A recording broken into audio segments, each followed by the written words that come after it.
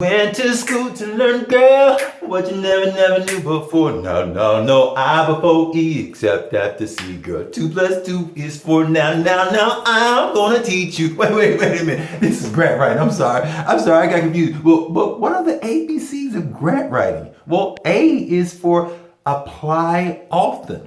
You gotta apply to the right funders at the right time, the right way. And B, behave. Yes, you gotta behave yourself. Those instructions and rules, they're there for a purpose.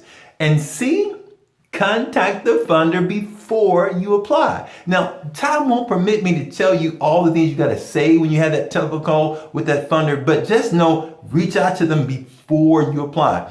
And if you will, you'll find that you'll get some success. Now, I prepared a training just for you over at grantwritingforbeginners.com. The link's below on the side or somewhere around here, but go to it.